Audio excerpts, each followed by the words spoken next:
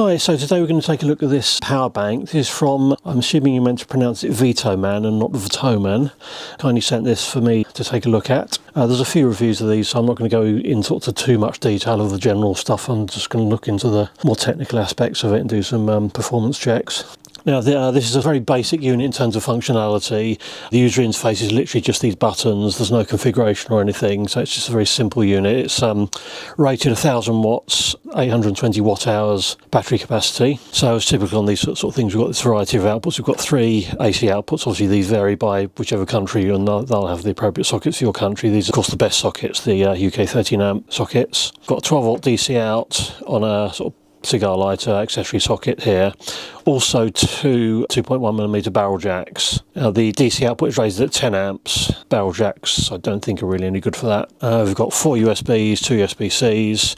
Here we've got a standard AC connector for mains in. We've got an Anderson connector for solar input, which is up to 60 volts at up to 10 amps, capped at 300 watts. And there's also a DC input, which is up to 20 volts. Now, according to the manual, this is supplied with a car charging lead, but this is no longer supplied, and I think I can understand why. We'll go into that a bit later. The other fairly unusual thing on these is these 2 ports here, so you can get a second battery, which is about 1500 watt hours, about double the capacity of what this has, so adding that battery sort of triples your overall capacity roughly. There's also a connector for a car jump starter. Now this works in conjunction with an optional lead which they sell separately, which is fairly unusual. I don't think I've ever seen this on a power bank before. And the only thing I can see with this is that the cables on the jump start are really short, so you've got to sort of find somewhere to actually balance this in your sort of car's engine compartment while you're using it, but it's a potentially useful feature.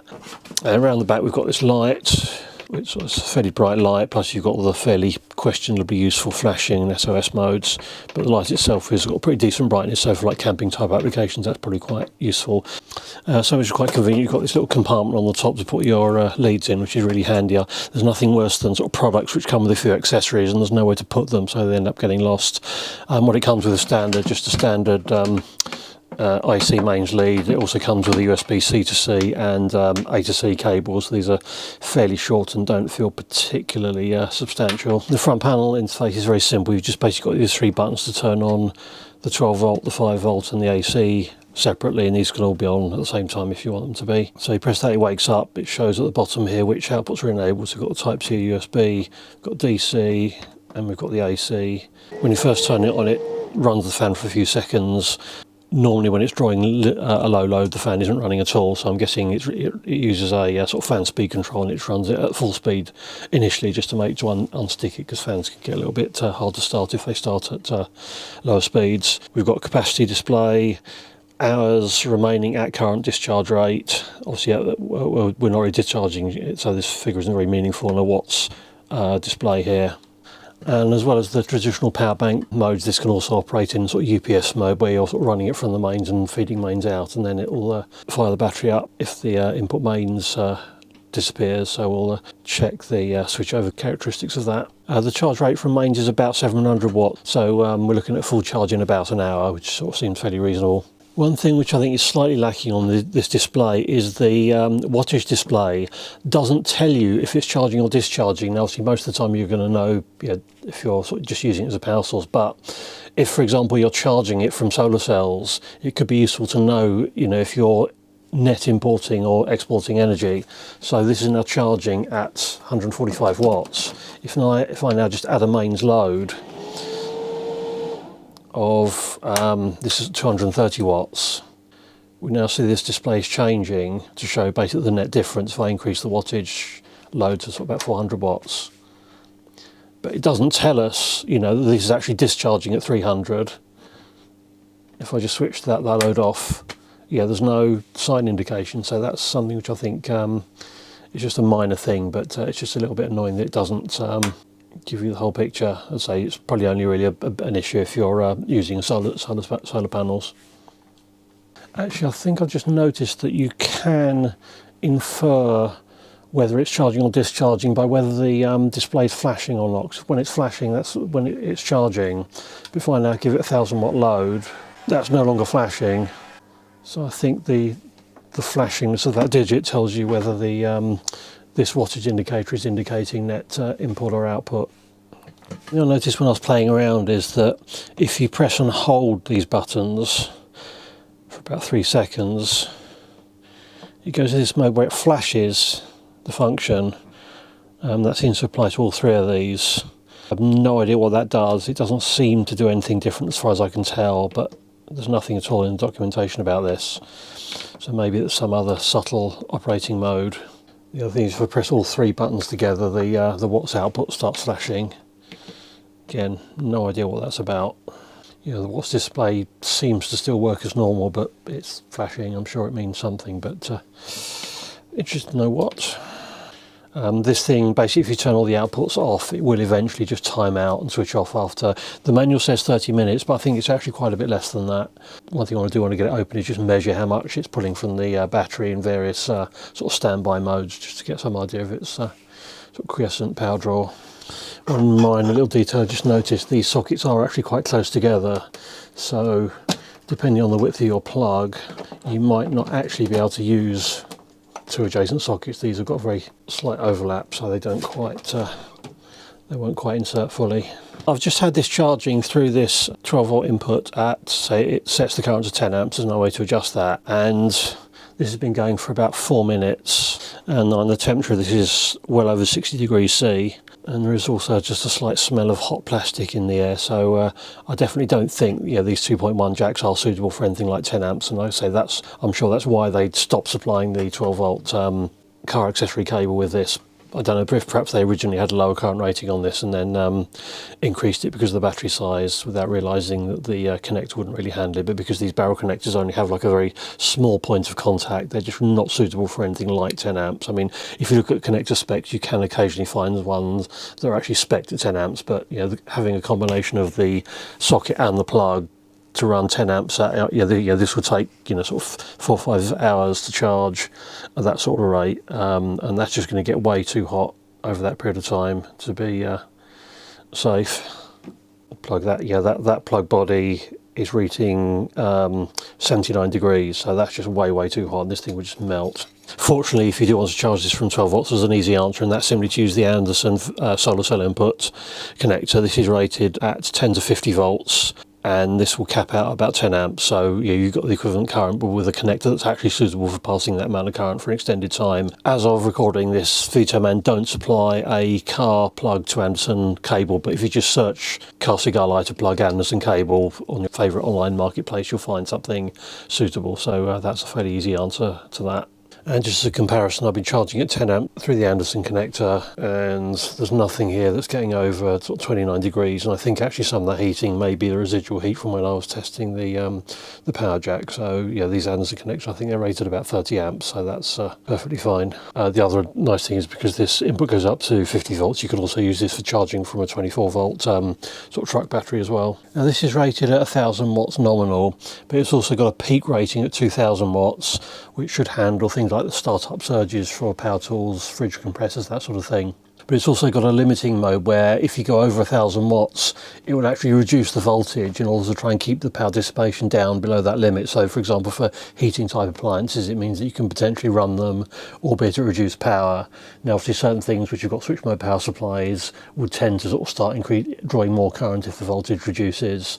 So they would probably just end up sort of shutting down, but for certain appliances it might be just that give you that useful boost. Got this hot air gun, which is 1000 watts at the first speed and 1600 watts in the second. So if we just fire that up on the 1000 watt setting, you can see we've got about 950 watts. We're still at 230 volts. Now if I stick it up to the high setting, you see this has now gone up to about 1500 watts. And now you can actually hear the thing slowing down. You can see it's now dropped the voltage down to 190 just to keep within that 1000 watt limit whilst keeping the thing going. That's maybe potentially useful in some circumstances. Just looking at the mains input range. So just quickly looking at the mains input range at the normal sort of 240 volt input, about 750 watts, 745 watts. As we reduce the mains input, it's maintaining a fairly constant power by increasing the current. And just see how low it will go.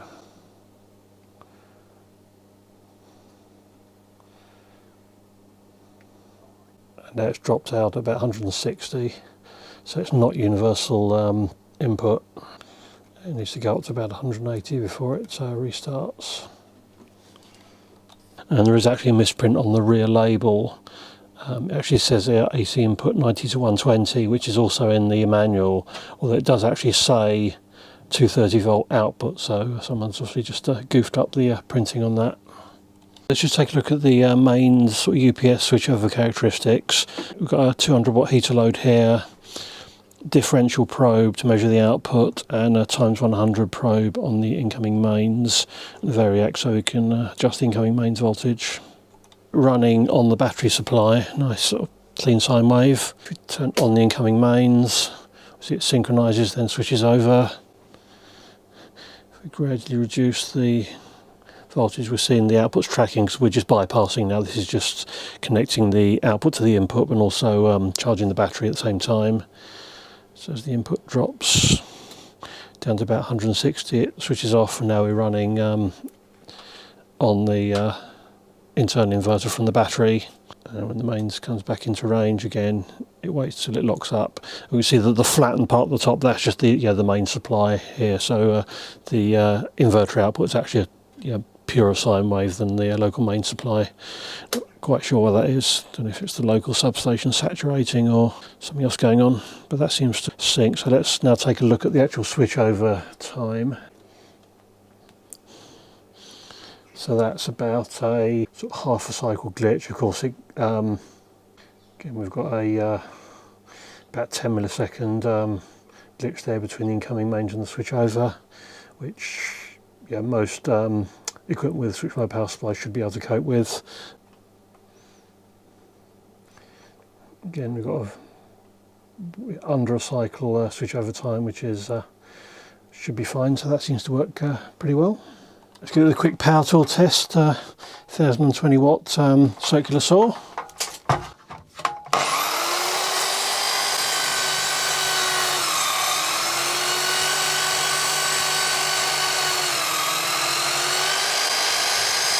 Seems to be fine. It was peaking at about 1000 watts, so it seems to deal with that quite happily. So I've done a complete 100% sort of charge and discharge test, just to sort of get an idea of how the capacity matches up to what they spec. To fully charge it took 928 watt hours, and fully discharged produced 713. So obviously there's losses during charging and losses during discharge. They might be different or the same, but if we assume those are the same, halfway between those is 820, which is pretty much bang on their claimed capacity of the battery. It's around about 87%, 88% charge and discharge efficiency, which is not too bad for a sort of fairly low cost unit. Right, time to take a look inside now. One thing's noticeable, there is actually quite a lot of space in here. Now there is also a 1500 watt unit, which is the same size, so I'd imagine that probably fills out this case a little bit more. Okay, so quite a lot of screws later, this shell comes apart. We've got these nice chunky steel bars for the handles, so you've got nice strong carry handles to deal with the weight of this thing. So it looks like on the top we've got this power electronics box that's got AC connections here, a couple of heavy battery connections, and multi-core for some data and control. Looks like this all unplugs fairly easily. Yeah, so we've got the, this is the AC in from the AC socket in the front. There's AC out control, pins of control signals, maybe a CAN bus to control it. Big chunky XT for the battery. And on this management board we can see this big bank of chunky MOSFETs providing the actual switching of the battery. Looks like there's back-to-back switching for like a bidirectional solid-state relay type configuration. 3 40 amp fuses in parallel coming from the battery positive. And this bus bar, this goes out to the inverter and charge control box. There's a current shunt there measuring the battery current on the negative side. The jump start connection looks, as far as I can tell, it's literally a 50% tap off the battery, so it's 12 volts of the 24 volt battery supply just going directly to it. I can't see any control or protection devices on there, which, considering the sort of currents you get from car cranking, is not entirely surprising. There is the question of if you use that heavily, how long does it take to then rebalance the battery pack? Because obviously half the battery will be more discharged than the rest of it. There's a bunch of various connectors going off to the front panel control board. Keep in mind when you're sort of taking apart these things is, this battery is effectively live. It's only 24 volts, but if you short these wires through, it's not going to be pretty. And obviously you need to make sure that the AC output is switched off, because otherwise you've got mains floating around in here. Right, there's two sets of connections, a load of wires here and here, which are, I think, the battery balance connections. If we look on the other side of this PCB, you can see this little bunch of transistors. I'd imagine those are for switching a balancing load, but I'm not really seeing anything that looks like it's capable of dissipating power to do the balancing. So I don't know if that means it's only using very small balance current, or maybe there's perhaps there's some balancing resistors inside the pack, and it's just sort of doing that for space reasons. I'm not sure if we can get far enough inside to check. Okay, finally got this away from the front panel. These connectors, this is the the car jumpstart one and the battery expansion. There is a data pin on each of these. I'll put a scope on the battery expansion one. There's about sort of 16 bits of data on there. So the only time I saw it changing was when I charged it, so it seems to have two different states of sort of charging versus discharging, single direction status interface to the external battery. But without the external battery, it's hard to say. And to say there's this additional connector for the car jump start adapter. And again, without that, I'm not sure exactly what that's going to do. It might just be some sort of enable signal or something. And the jump start goes through this additional connector. I can't find a spec on what the jump start current is, but the specs on sort of car jump starters are usually fairly unrealistic. So these are the balance leads. They're quite a nice, like soft silicone, sort of fairly tough lead, because obviously these are connected direct to the battery, so if these short, that could get fairly nasty. So they're quite a nice rugged thing, but so I'm not seeing any obvious balance or discharge, balancing ballast resistors or anything on here. See a few of the cells down here. I think there's 5 in parallel times, I think probably 6 or possibly 7 in series, to give sort of nominally around 24 volts. There's about 30 odd mil in diameter, by about 70-ish high. I can't see any markings on them. I'm not going to take this apart any further. I don't think there's really anything to be gained by doing that. So this is the front panel PCB. We've got a CAN bus interface to the power electronics box. Actually, it says CAN H and CAN L on the PCB. That seems to be quite common convention in these things. Connections to the BMS there. Connection to the light on the rear. Battery in for all the DC outputs. And we see the interconnection of the mains. The output earth is common to the mains input earth. The AC output is floating on this. And down the bottom, this looks like the DC-DC converter for the 12 volt output going to the back of the car cigarette lighter socket. I think the barrel jack mounted on the front side of that PCB. I don't think I'll bother taking this out. I don't think there's too much of interest there. This will be all the USB-C stuff.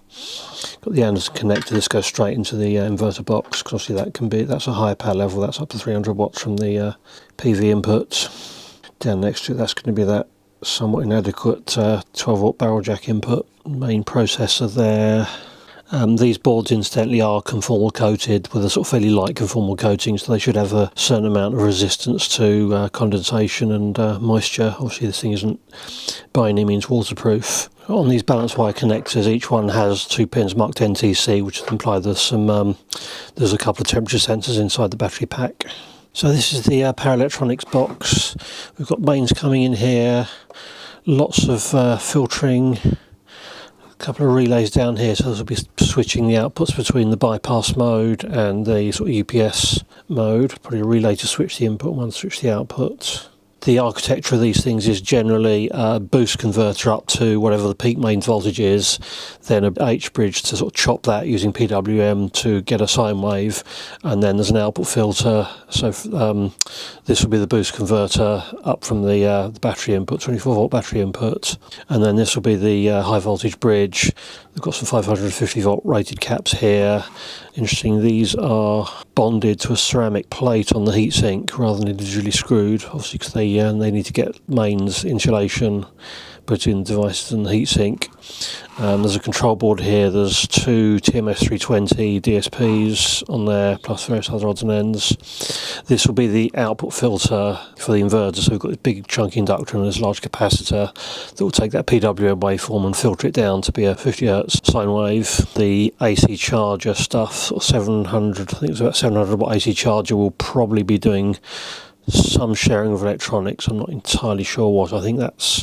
I'd imagine that's probably the transformer that provides the isolation, but it's a little bit hard to say. I'm not going to bother taking all this board out and looking in too much detail. I'm not super interested, but the build quality looks okay. You know, all the heavy bits are glued down as always. There's plenty of mains filtering on there, so this looks sort of fairly reasonable. Both the heat sinks have got thermistors on to measure the temperature. We've got this fan blowing through it. There's just a CAN bus interface to the front panel, so this is a sort of fairly self-contained unit. All this will be doing is sort of getting on-off control instructions and outputting, you know, power measurements to the front panel. So there's not going to be much data flowing in and out of this.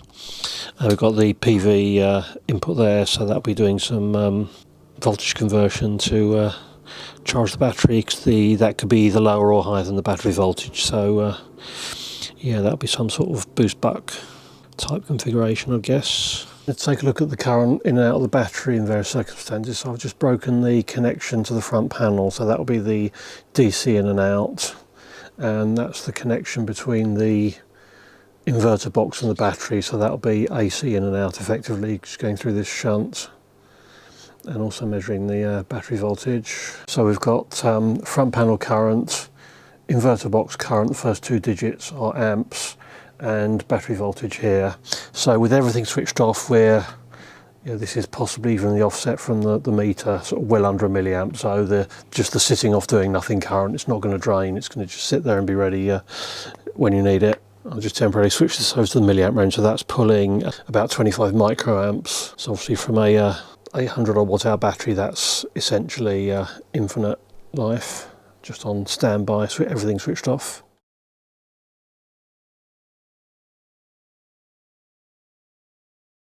Now AC is a little bit more complicated.